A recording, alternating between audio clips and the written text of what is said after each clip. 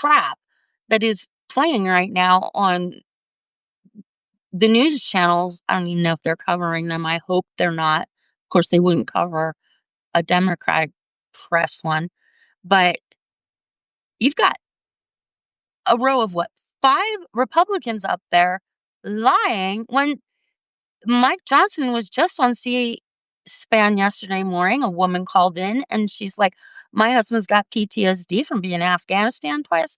I've got 2 kids who are sick and need medication. And why are you," this woman is the mom. She's talking to Speaker Johnson on C-SPAN through a phone call, and she's telling him all this stuff. I see that the Democrats want to give health care, you know, to not take it from 20, 22 million people. That's noble. But no, they've got to make it about Chuck Schumer's trying to gain political points. By what? Do you know how many people are in Louisiana that are going to get hurt, Mr. Johnson? I would like to know where the dignity is in this government. When I was growing up and interested in politics, I wore a suit, jacket, and skirt, pantyhose, and pumps every time that I would go into a government building, every time I would go into court and I would watch the proceedings, every time I took notes in any government building, I would look professional, I would speak professionally. Every time I went into work at the law firm, I did not go close to the line of undignified because this is the law.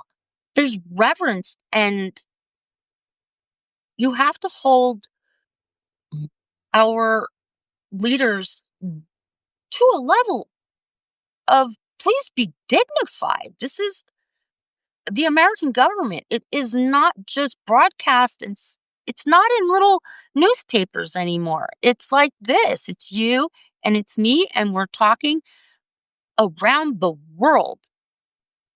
There are people in Zimbabwe who just watched Speaker Johnson lie to and say that Chuck Schumer has been and will be taking away military pay on the 15th. Oh, really? Well, now the whole world knows because they're watching the left side, MSNBC, which they call MSDNC, which is, I mean, let's call how childish with all these nicknames, right? Anyway, undignified. I see so much of that from the right, the clothing, the disrespect in speaking to other members. It's inappropriate. When we had Senator Padilla on a live, we were instructed in the chat, be respectful. You're speaking to an elected representative here. And we were. But if you go into a live where there is a right wing, not right wing, but Republican elected official, you will see the most crass behavior and harsh, and it's undignified. That's going around the world as a message of we've got all these little leaders who it's okay to swear, it's okay to say fuck, it's okay to say this shit's crazy. Our own president said fuck and fucking on live television. This is inappropriate, embarrassing globally, and unnecessary.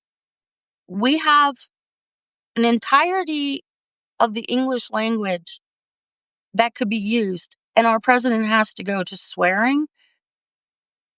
It's humiliating and it's played around the world.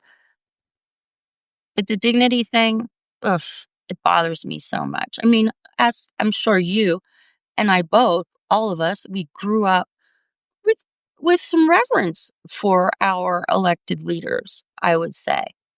And yet, what now? We have these leaders on the right. Now, I mean, you go back to Lauren Boebert in the theater. I mean, what do you expect? I mean, but we're talking about career civil servants here. 44 years, 40 years, 35 years in the House or the, Senate. And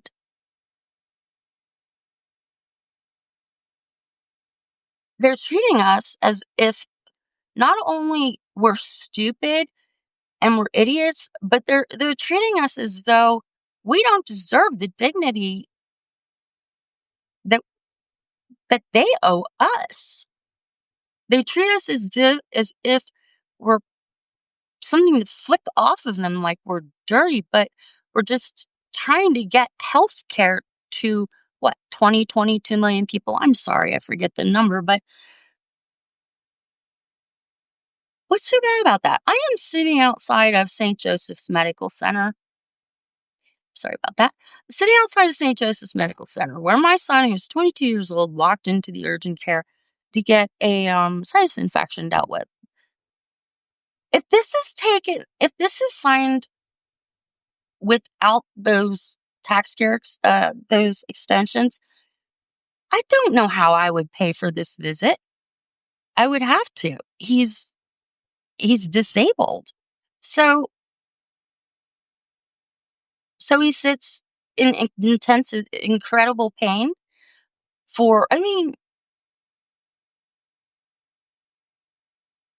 because I can't afford $240 and then whatever it costs, $10 for the penicillin. I mean, it's insane. And that's all we're fighting for. So, yes, we're going to hold strong. I believe it.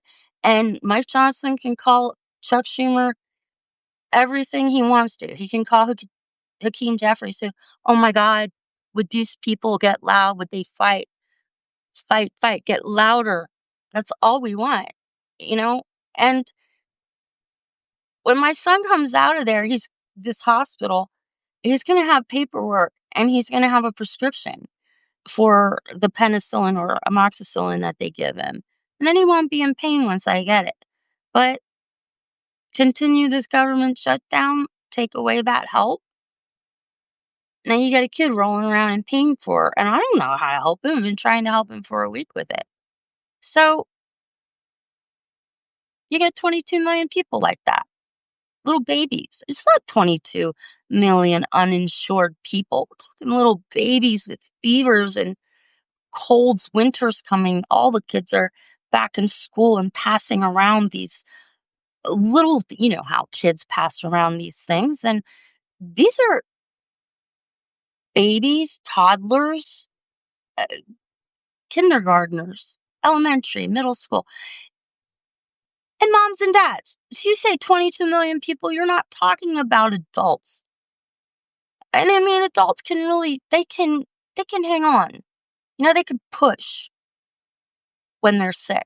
But a baby, a 12-year-old, no, you cannot do that. If they can't attend school,